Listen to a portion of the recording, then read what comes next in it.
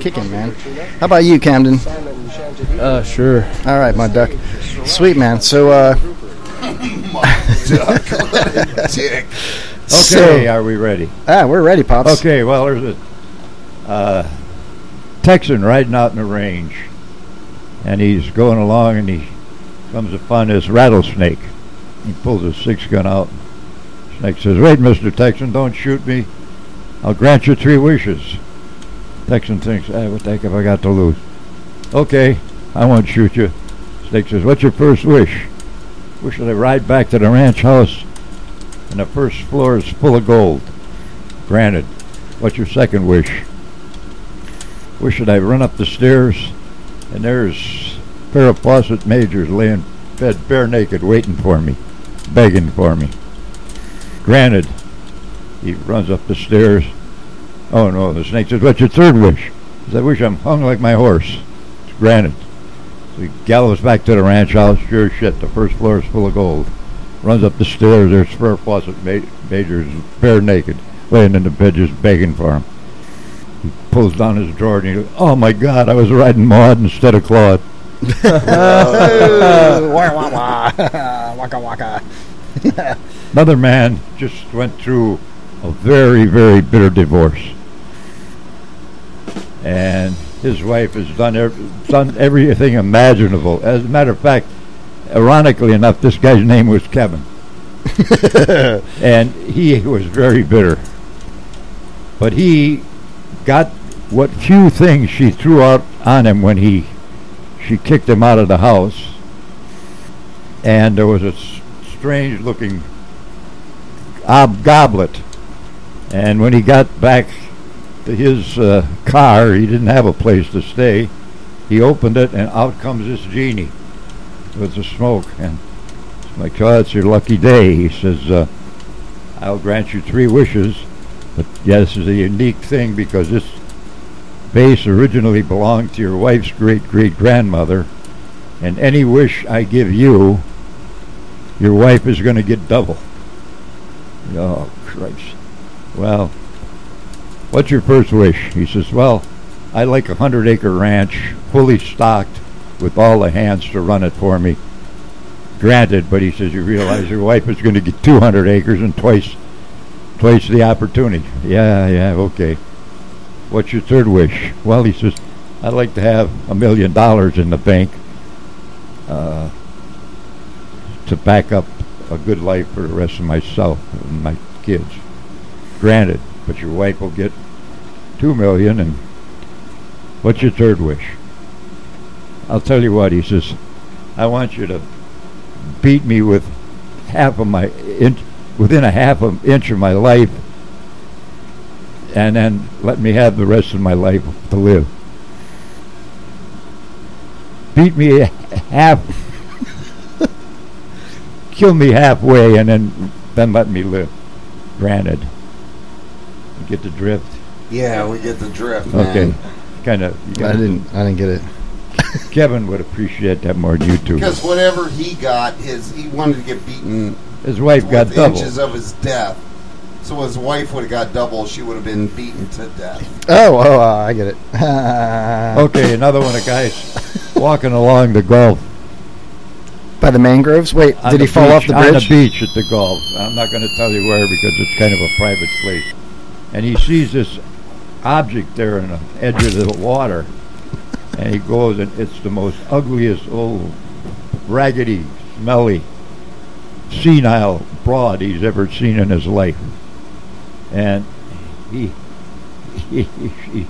can't tell. She looks like she's dead, but he rolls her over and there's little water coming out of her mouth. And he's a humanitarian guy, so he reaches down and he gives her a little CPR. And she spits out a bunch of water and she comes to. And she says, "Oh," she says, "you saved my life." She says, "I would have surely died if you hadn't come along." She says, I'll grant you 1 wish, but she says, I'm a witch, and I can grant you 1 wish, and then I will die, because it will be my last wish. But since you saved my life and gave me this last chance, I have to put a condition on the wish. And she says, "You're a fine, handsome young man." And she says, "You can see that I'm an old hag, ugly, smelly, really have had very little sex in my life. My wish is that you make mad, passionate love to me, but then I'll give you any wish you want." And he looks at her and he says, "Oh, man." He says, "You're really a witch?" "Oh, yes, I'm a witch." So he goes ahead and he has the most horrible experience of his life, but he does get the job done, see. When he gets all through, she stands up. "You know," she says, "you're an intelligent-looking young man." She says, "Who would believe that you'd believe in witches?" Oh, man. So, Kevin. Hold on. Thank you. Very good, Kevin. So, Okay. Kevin. Whose turn is it now? I got one. Mudcats. I got a simple one for you.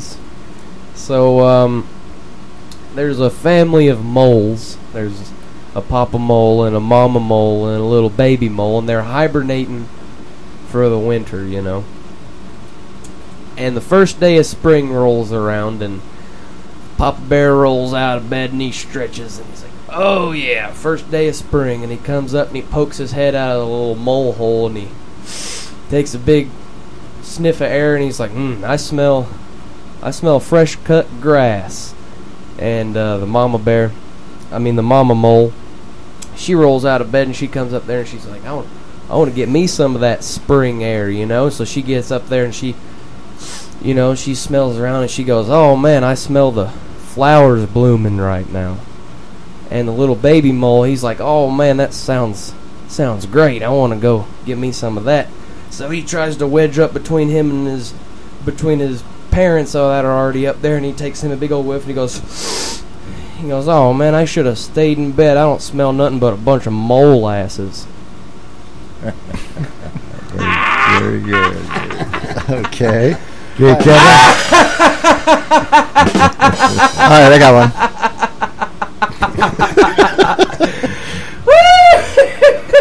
Okay, all right. Damn. Mudcat. All right, I got one. So there's this little boy and his mom at the zoo, right? And they go, "Let's go see the monkeys." So they go and they go to see the monkeys, and these two monkeys start banging, right? Going at it. And the little boy says to the mom, "What are they doing?" And she says, "Oh, they're making cupcakes. Come on, let's get out of here. Let's go look at the penguins." She's like, "Oh man, I can't believe that just happened. You know, I was just thinking that the penguins are certainly not going to be banging, you know." So she goes over to the penguin exhibit, and they're checking out the penguins, and all of a sudden, sure as shit, there's two penguins just banging away, right?